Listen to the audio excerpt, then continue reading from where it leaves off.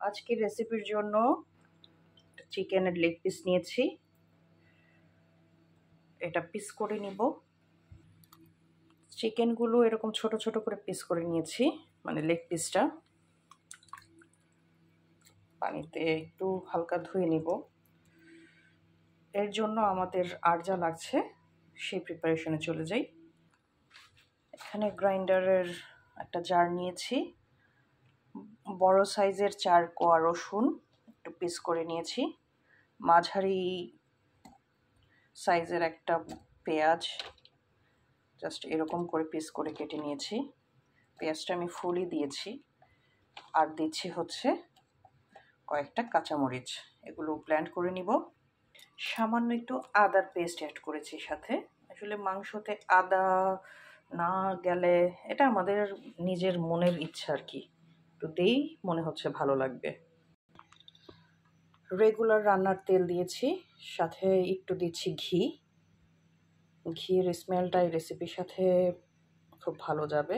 আর আজকের এই দই চিকেনটা পোলাও কিংবা হচ্ছে পরোটার সাথে খুব ভালো যাবে, পরোটা রুটি দিয়ে। তো ঘিয়ের স্মেলটা এইটাতে ভালো যায়। চিকেনগুলো ভেজে নিচ্ছি, একটু হালকা ব্রাউন যখন হবে তখন নেক্সট মশলাগুলো অ্যাড করব। চিকেনটা ভাজা হয়ে গেলে যেই মশলাটা রেডি করেছি সেটা অ্যাড করে দিলাম। এই রান্নায় পানি দেওয়ার দরকার নাই, চিকেন রান্না হতে তো আর বেশি সময় লাগে না। জাস্ট এই জারটা ধুয়ে সামান্য একটু পানি দিয়ে দিলাম যেন মশলাটা ওয়েস্ট না হয়। পানিটা একদম শুকিয়ে নিব। সবচেয়ে গুরুত্বপূর্ণ মশলাটা এখন অ্যাড করছি, লবণ। লবণ ছাড়া অসম্ভব যে কোনো রান্না। পরিমাণ মতো লবণটা দিয়ে নেবেন। যেহেতু দই চিকেন, দইটা একটু বেশি যাবে। এখানে 3 টেবিল চামচের মতো দই দিলাম। দইটা আমি সুন্দর করে একটু ফেটে নিয়েছি। দইটা ফেটে নিলে কোনো দানা থাকে না। আর যেহেতু দই অ্যাড করেছি, এটা ব্যালেন্স করার জন্য একটু চিনি দিব। দিয়ে দিলাম চিনি। আমি নর্মালি যে কোনো রান্নায় চিনি ব্যবহার করি, ঝাল খাবারে আর মিষ্টি খাবারে লবণ। এটাতে টেস্ট অনেক বেশি এনহ্যান্স করে।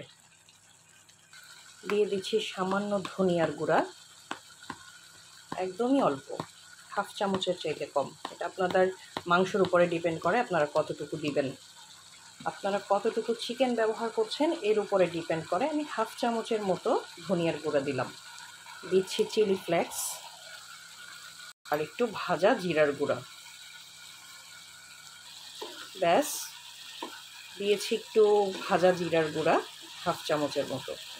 ক্যামেরাটা মেবি অফ ছিল, সরি। এখানে আর কিছুই যাবে না, এখন রান্না হতে থাকবে। তারপরে আমি বাকি রেসিপি শেয়ার করছি। দেখতে পাচ্ছেন তেলটা একদম উপরে উঠে আসছে। একদম লাস্টে এসে কিছু কাঁচামরিচ আর কিছু আদা কুচি করে দিয়ে দিলাম। ব্যাস, আমাদের রান্না রেডি। আর 2-3 মিনিট এভাবে নাড়াচাড়া দিয়ে লাস্ট ইনগ্রেডিয়েন্টস ধনিয়া পাতা কুচি উপরে ছিটিয়ে নামিয়ে নিব। কালারটা দেখতে পাচ্ছেন, আর যদি স্মেলটা আপনাদেরকে আমি দিতে পারতাম, মানে কি বলবো। তো আল্লাহ যদি বাঁচায় রাখে, এটা দিয়ে হচ্ছে ইফতার করব, সাথে পরোটা। তো আজকের রেসিপি কেমন লাগলো অবশ্যই কমেন্টে জানাবেন।